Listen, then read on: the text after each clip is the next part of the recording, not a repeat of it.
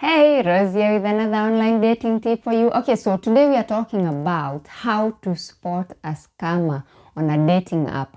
I posted a video on TikTok and I felt like I didn't have enough time, so I have to, go into details about this. And before I go into that, I just want to say that if you're a victim of online dating scam, please don't feel alone and don't feel like you are stupid or don't feel so embarrassed.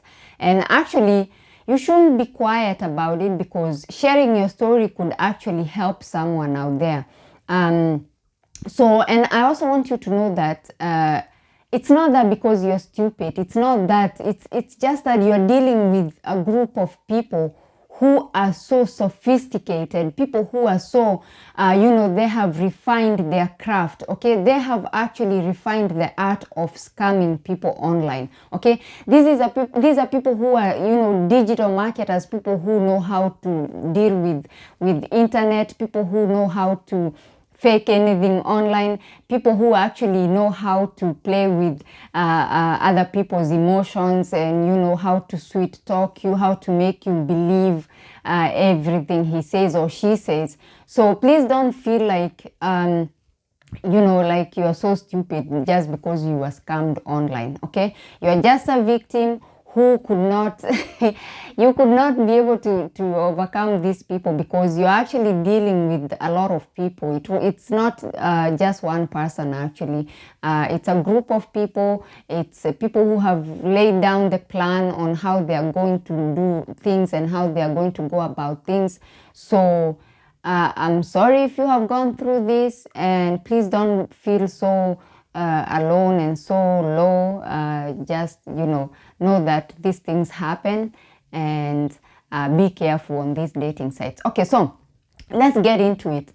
The first thing you need to be very, very careful of is people who are coming to you and mainly wanting to ask you questions, wanting you to share information about yourself, but their side of things is just coming in small doses. They're not really saying much about themselves. It's all about you. It's all about you, baby. I want to know all about you. You're my life. You're my sunshine. You're everything. The thing is, obviously before they come for you, they have already, as I said, laid down a plan how they are going to go about things. Okay, so if you see somebody who is always asking you about yourself, wanting a lot of details about yourself, and they're not sharing much, and when you try to ask questions, they're not actually answering what you're asking.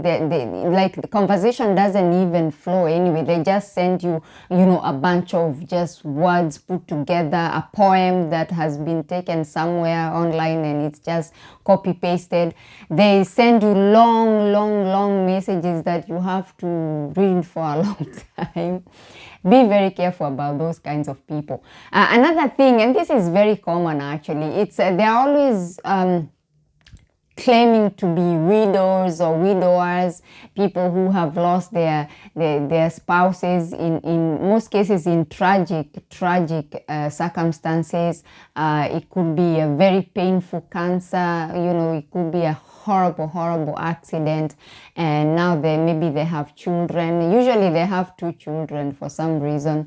They have children, but currently they are not actually in their home country. They might say, I'm from the US, I'm from Texas, I'm from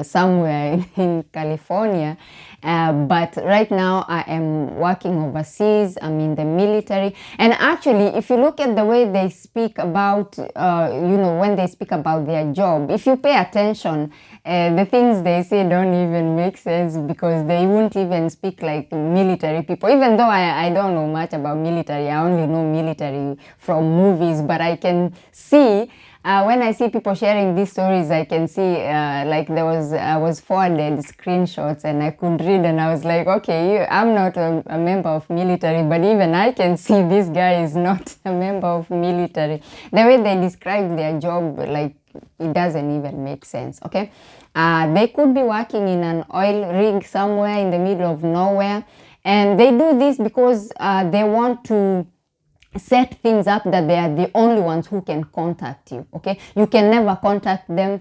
They tell you things about, you know, being in the military. We are not allowed to do this. We are not allowed to video call. We are not allowed to so they give you excuses, so you are never able to contact them. You just wait for them to contact you.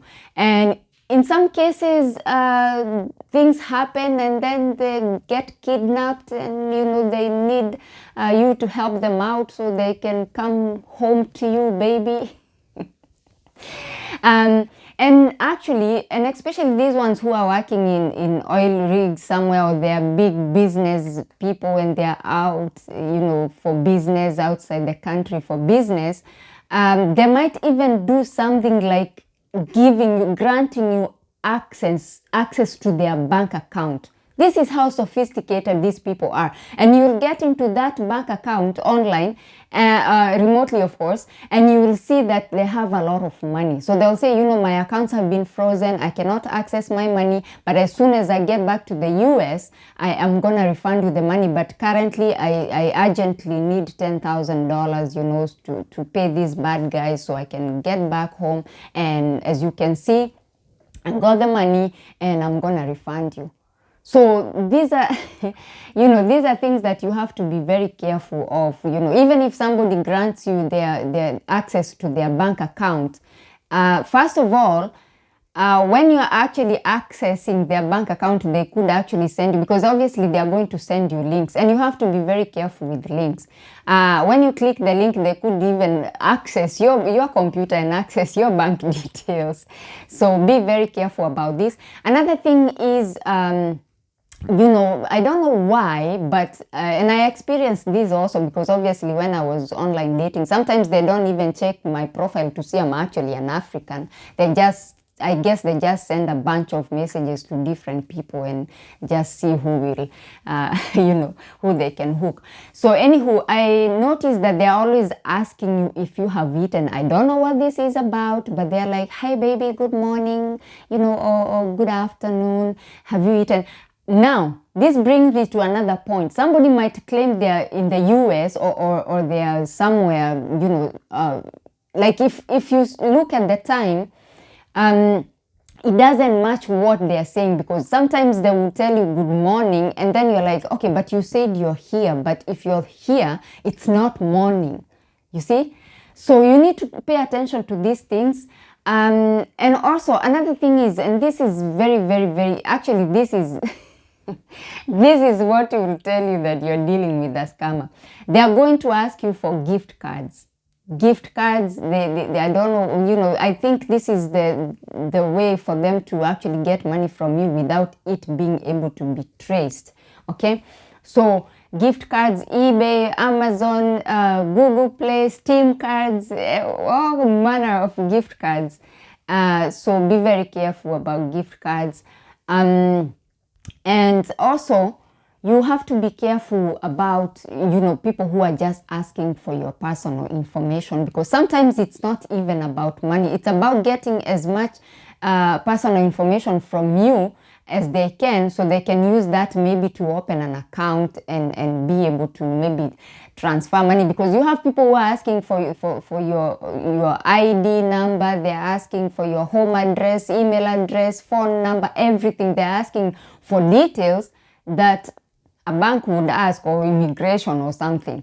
And this is actually common for the people who are in, let's say, in Africa. Sometimes they want details, but they know maybe people in Africa don't have money, a lot of money for them to scam. So they want details so they can open accounts with those kinds of names. And this could get you into trouble, because somebody might open a bank account with your details, and then they'll use that account now to move their money, the money they scam from people.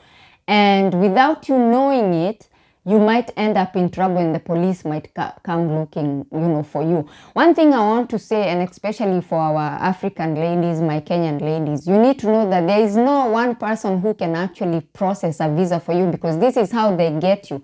They're like, send me your details, scan your passport, scan your ID, scan this, send me your phone number and this, because I'm gonna process your visa. There is nobody who can process your visa, okay? because they say, I have an agency, I'm going to speak to my lawyer and he's going to contact the agency and they're going to, start processing your case and your visa will come through. I've got some people working at the embassy and my lawyer will, they throw out these big words and these big claims just to sort of, shock you or something. Don't give out your details. The only institution that can issue you with a visa is either a consulate or an embassy. Okay, that's why you need to go with your details. You need to go with your passport and your supporting documents and your travel insurance and invitation letter and everything else that the embassy requires. And then if the embassy sees fit to issue you with a visa, they're going to issue you with a visa. Okay, but don't believe anybody out there who is telling you, if you send me these details, why are you delaying? Like if you had sent me these details, your visa would have already been processing. There is no individual who can process your visa. Okay, so don't fall for that. All right. Another thing, and this is actually, I feel like this is something that you really need to pay attention to, because they like matching your stories, and especially those situations that you have gone through that were horrible. Like, let's say if you're divorced and maybe you're divorced because somebody cheated on you, then they are also divorced and somebody cheated on them.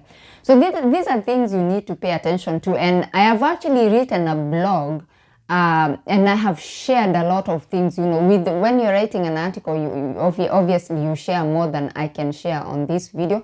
So I'm actually going to link that article below. So go and read it at your own pace. Be careful on those dating apps. Be very careful. I know that people are like, we don't do online dating and dating apps because it's all scam and they are all full of scammers. As much as I tell you about this and I tell you to be careful, I also believe that there are genuine people out there. There are genuine people on those dating apps. So just be careful, and when you see these kinds of people, just block them and keep it pushing. Don't entertain them. Don't waste your time. Safeguard your savings. We've seen cases even here on YouTube where people have sold their houses, they have sold their cars, they have, because of, these scammers. And the thing is, what happens is they target lonely people, people who need, someone to talk to, and maybe, and especially elderly people go through a lot because they are easy target. So be very careful. And I also want to say that as much as we focus so much on, let's say, West Africa, saying that these scammers are all West Africans, we also know that there are a lot of scams that are coming from the European countries. We have people who have lost hundreds of thousands of dollars, of euros, of pounds with European scams. Okay, you have these websites that say that they are arranging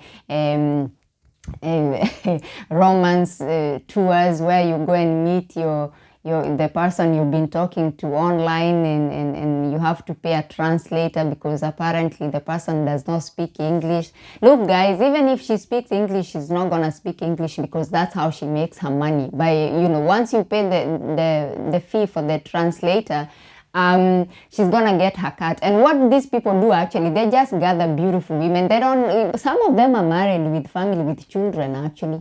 So they just come there and they tell them what to say, what to do, and you are there for a few days. You spend a lot of money, okay, and then you go back. And some of these websites actually have they have set up ways that you send gifts to your girlfriend. You can send flowers, you can send rings and phones and things like that, but you send via the website. Okay, you send via the website.